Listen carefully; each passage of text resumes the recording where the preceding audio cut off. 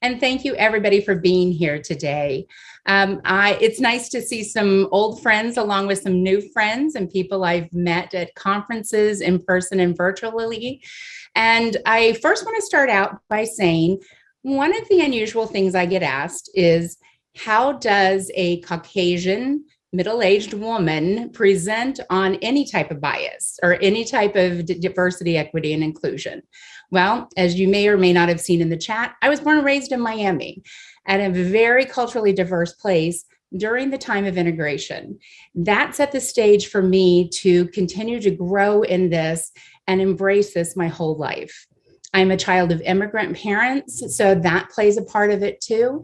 So when I come to the table, I come with my own knowledge, as well as sharing what I know and what I've learned over the years. So thank you for being here. And also want to thank you all for all the questions that you asked. I was overwhelmed. Tom kept sending them to me on a daily basis. And I just was like, how am I going to get to everything in a half an hour? So while I may not specifically address an issue, somebody asked, will I be discussing disabilities today?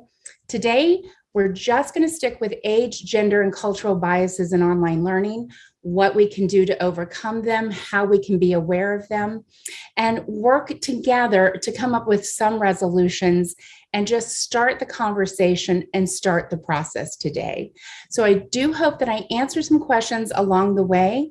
If I haven't, when we get to the end of my time, please feel free to ask away.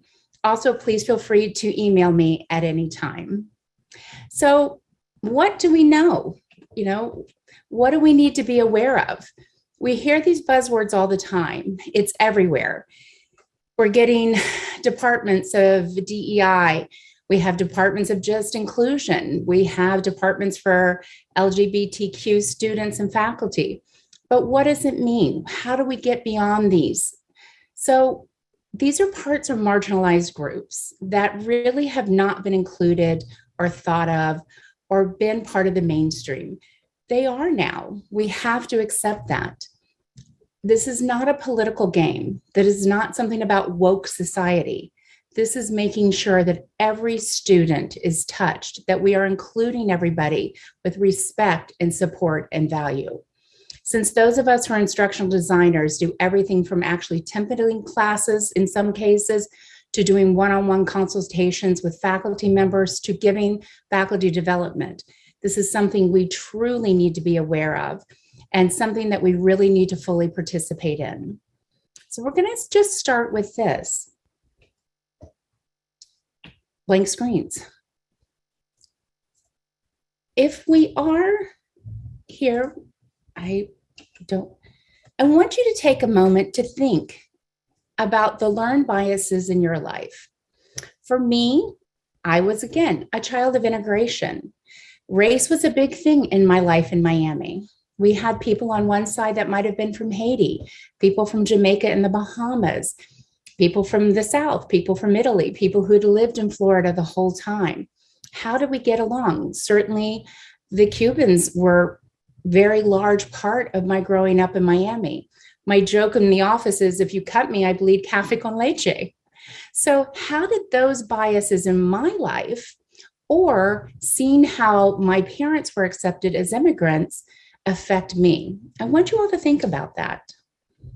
Also, gender was not a thing for me growing up. There was male, there was female.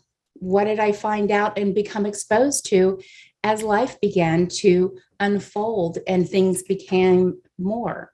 As I grew up and learned things, how are their age biases?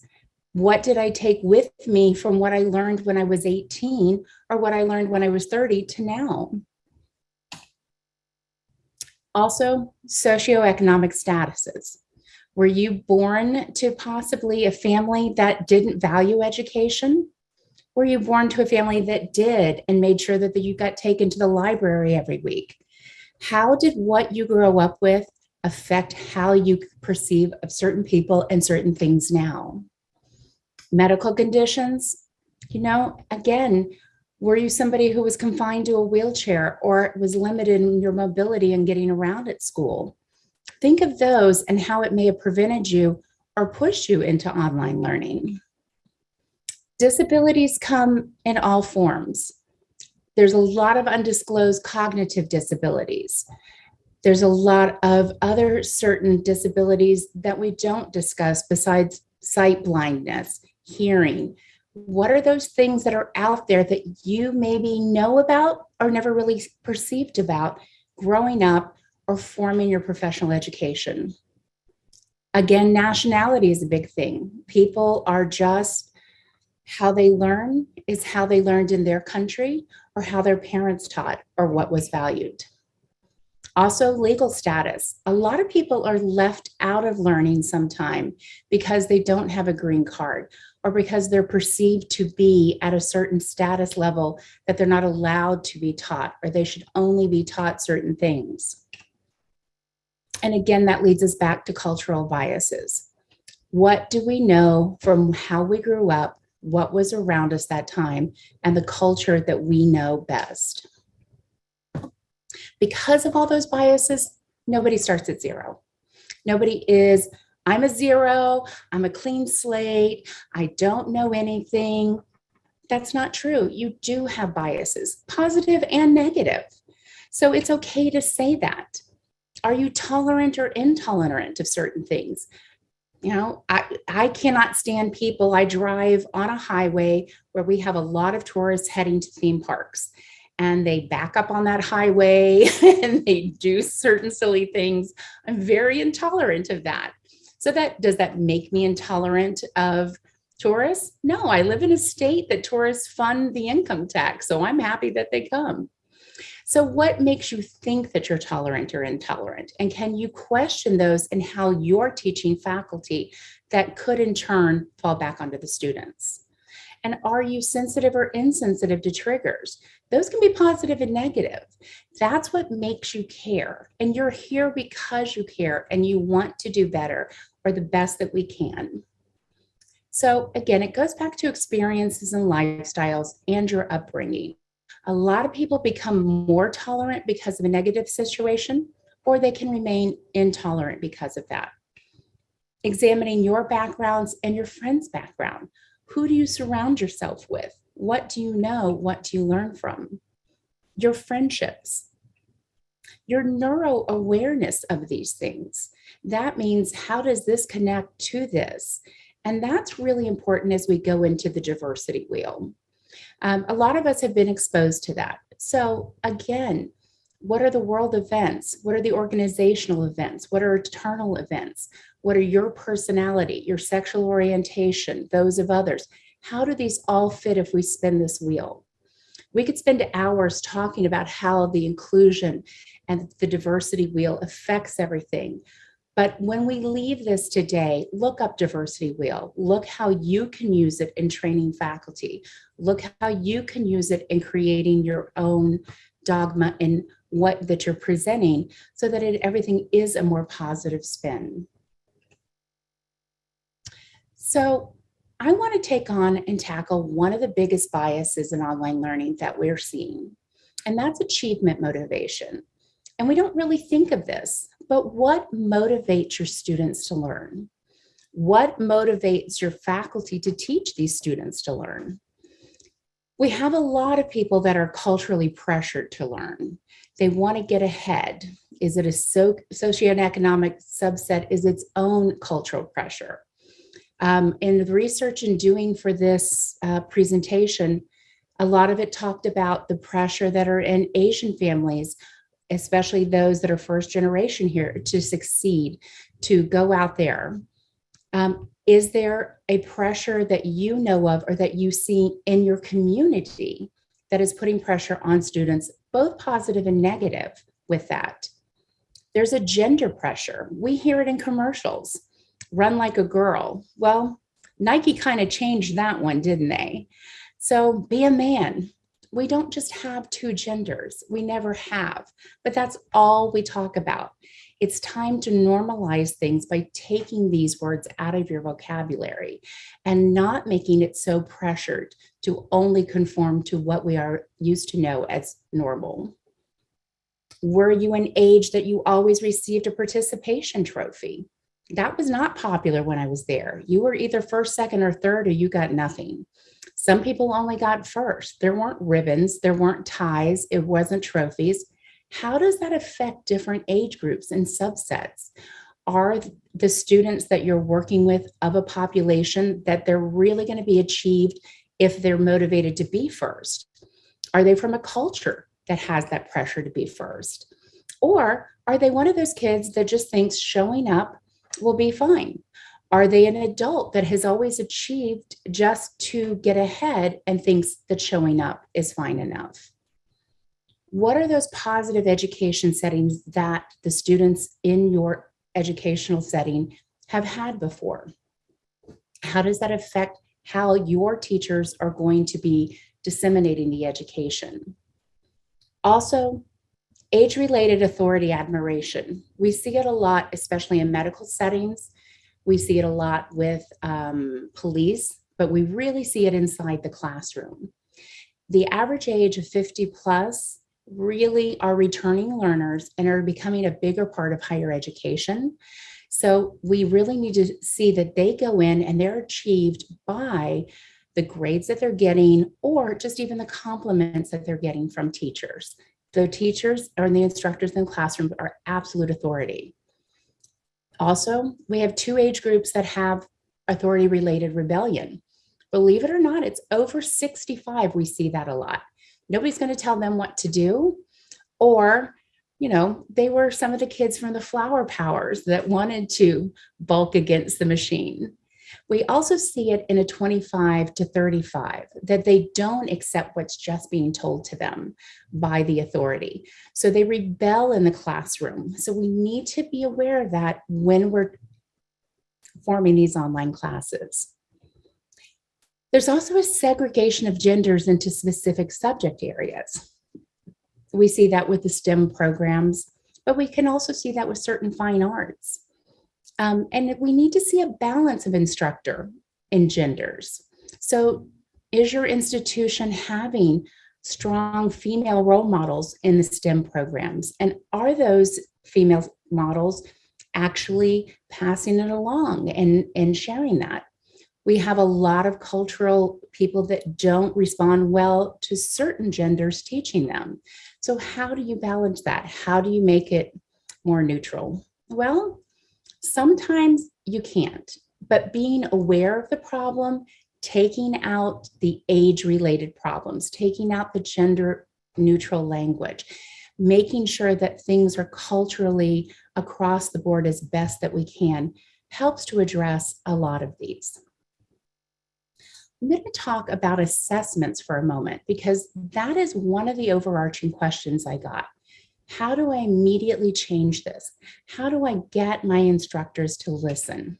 Well, the problem with word problems is big. Word problems are across the board here.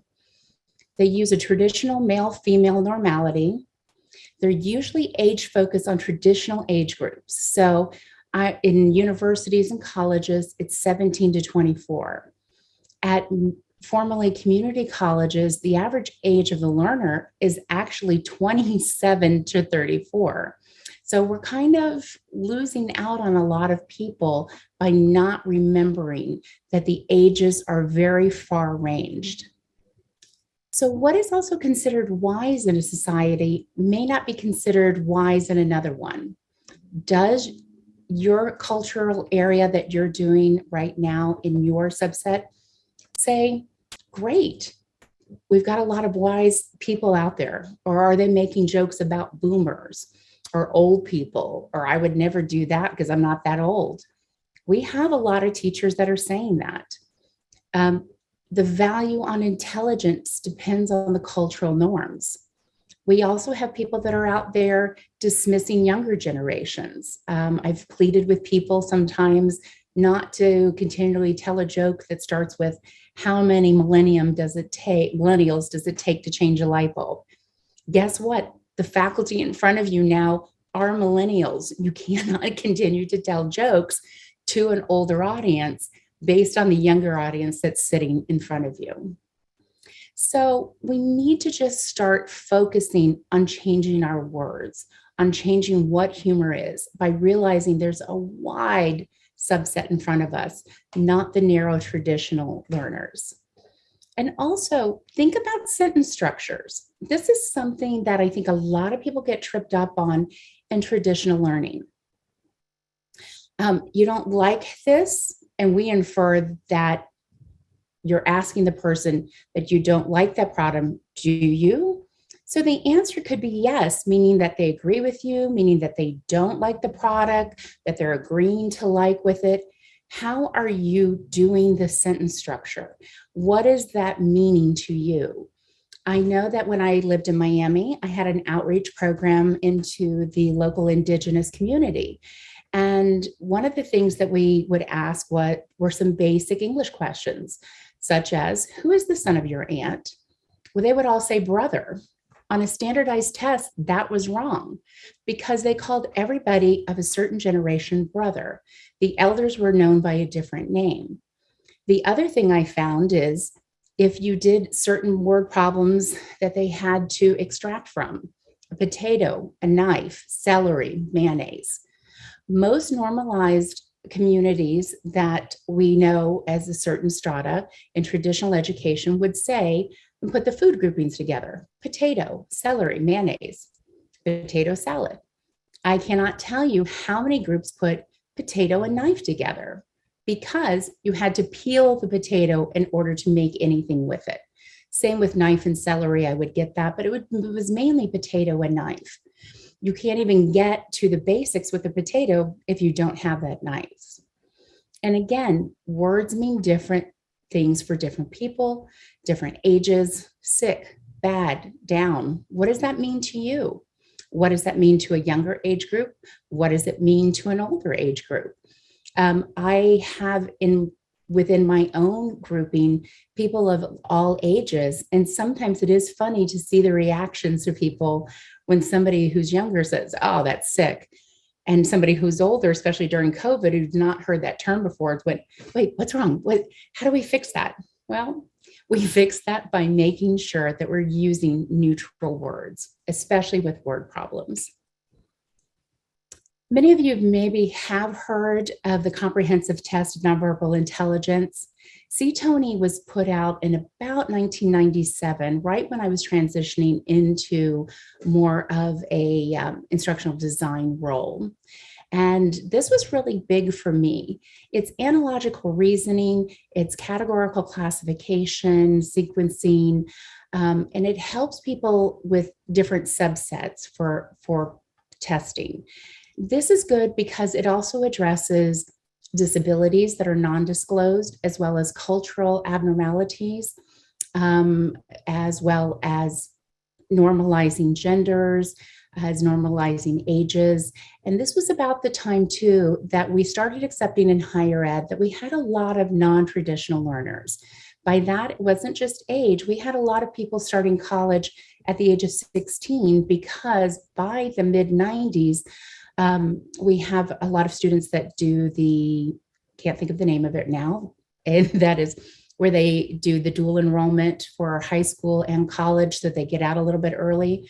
So you have very young learners, but you also have a pressure in society to go back and get a degree.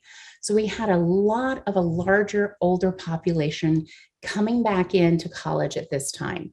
How do you get an equal playing field with these? So this is when it came out. It was recently redone about in the last 10 years, and they're working on having a new subset coming out so that it can even jump the gender norm. And as soon as it does, I think it's going to be by the end of this year. I would highly recommend that you all follow this so that you can start adding that in to what you're teaching your faculty development, so that they know what alternatives that they can do. There's a lot of templates out there for it too. So one of the suggestions is, how do we give alternative assessment to break these biases? Well, informal assessments are great. Verbal assessments, putting people into groups to chat, discussion groups, anything that could just be, maybe they're watching the professor online and then they have just a quick 4-question informal assessment, micro-learning, to make sure that they're understanding it. It breaks those bias status because it's not a hard, fast, timed, they have to do it within a rigid complex. Creative assessments. What do I mean by that? Well, I taught English for a long time. And so I challenge a lot of my engineering professors that sometimes if they're having trouble breaking through to a concept, use a word cloud. Have those students create a word cloud, put it up in a discussion. Does everybody else understand what they're trying to say about that? Do they get what are they trying to prove their point? Do they understand it from that word cloud? It's very alternative, but it does equal the playing field because the students not only get a chance to make sure that their words are correct, but what they're putting out and what they're going out into the field and learning, that they're going to be understood by that. The other thing is in art. Okay, well, explain that picture, but explain it by music or explain it by a different medium. So we can do a lot of creative assessments. You can come up with your own. What about having the students come up with some generated assessments? That used to be frowned upon, but now we find that it's great. It's giving the students a voice to have what they need out there. Group projects used to be the best, but we've got to really beware of that. Some students, well, besides being introverts, the students have a willingness to participate are negated by non-competitive natures. So is their cultural told them to be quiet and sit there and be respectful? Is their age group, is somebody older taking over? Is the older person thinking they don't have anything to add to this, so the younger person is taking over? Gender identities, by calling people, hey guys, all the guys and girls here need to do this. What if you have a non-binary person in there? We really need to be a little more inclusive in how we address the language and thinking of the types of learners that we have out there that are really coming to the forefront now. The fairness really depends on a collaboration. So we are looking for everything from female identified, gender neutral, working class, binary, students of color, students that are considered lower achiever or marginalized, that have been prevented from meaningful discussions because the instructors prevent them. They think that these students don't have a lot to say. So we have to be really, really great when we're doing faculty development to make sure we say all voices. We need to quit addressing people as Ms., Miss, things like that. But how do we address them? What do we say? Where do we go? I know. I'm asking more questions sometimes than I can answer. So that leads me to, we've got a lot of new concepts of pronouns. I was giving a seminar for our Osceola school teachers with their union on pronouns. And I had quite a few teachers that said, I can't use they, it's plural. I just can't do it. Well, yes, you can. It's been for a while that this is being pushed out. Actually, some of them have been around since 1975. They're just not commonly used, but they need to be commonly used. It has been recognized by both the Chicago Association of Business Communications. I do believe the new MLA and APA formattings are coming out with new concepts for pronouns this year. I think the MLA started putting some in last year, but they're going to be out and around. So the most frequently used ones that we do know of is just saying they as a single, them, their. We do that because it's commonly used for people who don't identify with a he, she, or him, he program. The miscommunication really is that they're incorrect. We've got to start teaching the instructors it's not incorrect. They don't have to understand it. They have to accept it though. However, when they're used, we already are using them this way. Someone left their phone behind. We've all said it. Someone forgot their keys. It's comfortable. We can get it out there. It's great. Another one that is popular is the Z's. It's Z, here, here is. And the reason that these are being used is because it identifies them as an actual gender. They're not marginalized as being an outlier. It's just as valid as he and him and her. So they do give them a sense of identity for people that really want to have more of a traditional pronoun use and not be thought of as an outlier of using they or them. Same with the EM airs. These are shortened versions, the singular version of they and them. It has been out there for a very long time. You will see it in a lot of business communication at certain levels, but it is not as common as we need it to be. So I'm imploring everybody today to really look at these new alternatives of pronouns, and let's help to start making this normalized and common. You can also use proper names. You can use a non-binary of miss, or Mrs., pronounced mix, and everybody can use it. We prefer that you ask people, what do you want to be addressed by? You'll see that when I turn off my camera, it addresses me as Tina Calandrino, UCF, she, her. I put my pronouns out there. I don't do it to be trendy. I've done it for almost since I've started using Zoom. I do it because it's polite to let people know that this is a safe space. They can identify to me if they want to. How they know how to address me is easy and common, but I'm open to anything that anybody may need. So again, what do I say? How do I not say it? Well, we all know what to eat. Celery instead of chips. Well, this is not quite that easy, but let's make it a little more easier for all of us. Focus on the person, not their characteristics, not the gender, the race, the age.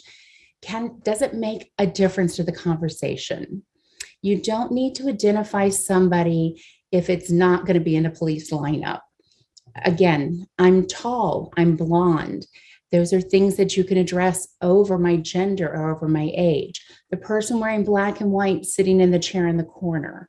How can we start to normalize characteristics that it plays nothing with the looks of the person or something that they can't fix within 5 minutes or 5 seconds, I'm sorry. Use universal phrases. That's great. Don't use so sick, that's dope. I hear teachers doing this all the time. I also hear them try to be cute by using old-fashioned phrases. That's the bee's knees. Okay, again, you're making fun of an age group that's in there. You really, really, really, we need to start normalizing, not using that, using language that's a little bit more universal. Recognize that there is an impact of non-normative assessments. I can't impress people enough on this. When we start to use assessments that aren't the same, that aren't checking off the box, Johnny and Linda went to the store.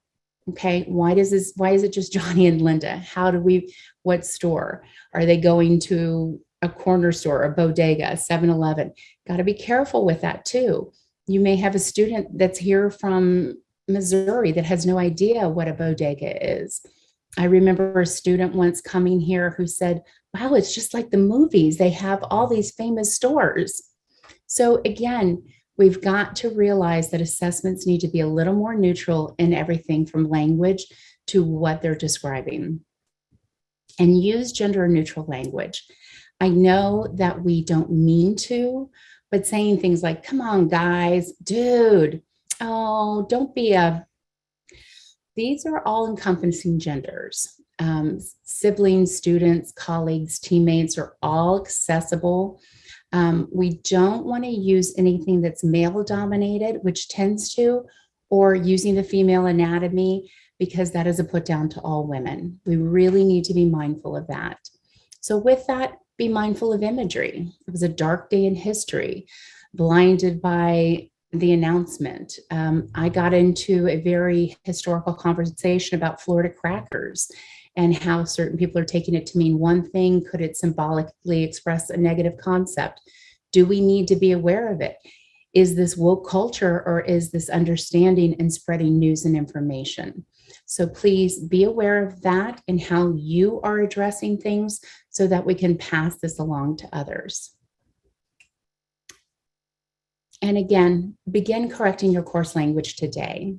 What are certain descriptors that you can use or the faculty can use? What are the audience that you can give that? Switch out common words, girls' night out, to just a night out. Does it have to be a man cave or can it be a reading cave?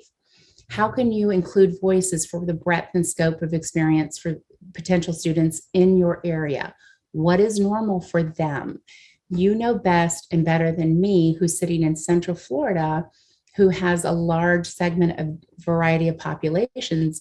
You may not be exposed to the same thing. Somebody said they're from Binghamton, New York. You certainly are not exposed to the same thing that we are down here. So I am just about out of time, and I want to thank all of you for being here. And the reason that you are here is because this is about being and doing better.